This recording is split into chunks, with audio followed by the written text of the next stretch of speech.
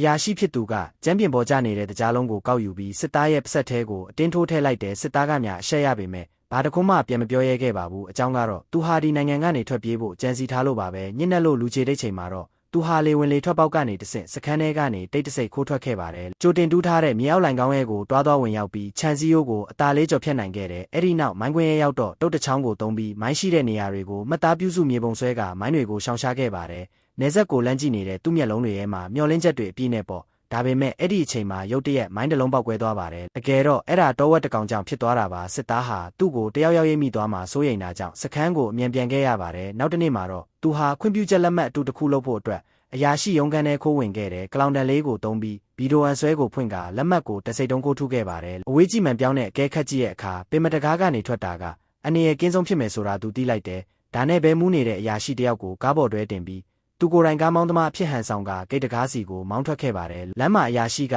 ရုတ်တရက်နိုးလာတာကြောင့်သူတော်လေးချွေးပြန်သွားခဲ့ရင်မဲ့ကံကောင်းစွာနဲ့ပဲအရာရှိကရေပဲတောင်းတာမို့အဆင်ပြေကျော်ဖြတ်နိုင်ခဲ့ပါတယ်အဲ့ဒီလိုနဲ့သူဟာစခန်းကနေအောင်မြင်ထွက်လာနိုင်ခဲ့ပြီးအရာရှိကိုတော့တောထဲမှာထားရိတ်ခဲ့လိုက်ပါတယ်ဒါပေမဲ့မကြခင်မှာပဲကားကစီကုံသွားပြီးစစ်တပ်ကလည်းသူ့နောက်ကိုလိုက်လာပါတော့တယ်အဖမ်းမခံရဖို့အတွက်သူဟာစွမ်းကုန်ပြေးခဲ့ရတယ်လို့မြစ်ထဲကိုခုန်ချပြီးတော့လဲလွတ်အောင်ရှောင်ခဲ့ရပါတယ်။နေဆက်နားရောက်လို့ထွက်ပြေးသူတွေအတွက်တီးတန့်ဖုံးကိုဆက်လိုက်တဲ့အချိန်မှာပဲအရာရှိကနောက်ကနေထက်ချက်မကွာလိုက်လာတာကိုတီးလိုက်ရတယ်စစ်သားကထွက်ပြေးဖို့စ조사ပေမဲ့အရာရှိရဲ့ပြစ်ခတ်မှုကြောင့်ဒဏ်ရာရသွားခဲ့တယ်။ဒါပေမဲ့သူဟာနာကျင်မှုကိုအန်တူပြီးရှေ့ကိုပဲဆက်ပြေးခဲ့တယ်။ဘာလို့လဲဆိုတော့ဒီနေဆက်မြင်းကိုကြော်ဖြတ်နိုင်မှသာသူတက်ရှင်တော့မှတီးလို့ဖြစ်ပါတယ်။အရာရှိကသူ့ကိုနောက်တစ်ချက်ထပ်ပစ်လိုက်တဲ့အချိန်မှာတော့စစ်သားဟာနေဆက်မြင်းကိုထိတွေ့နိုင်ဖို့အာတင်ပြီးလက်ကိုလန့်လိုက်ပါတော့တယ်။အဲ့ဒီအချိန်မှာပဲတစ်ဖက်နိုင်ငံကနေကြားဆောင်တပ်သားတွေတင်းနဲ့ကင်ပြီးရောက်လာတာကြောင့်အရာရှိဟာစစ်သားကိုစိုက်ကြည့်ရင်နောက်ဆုံးမှာတော့လက်လျှော့ပြီးပြန်လှည့်သွားခဲ့ရပါတော့တယ်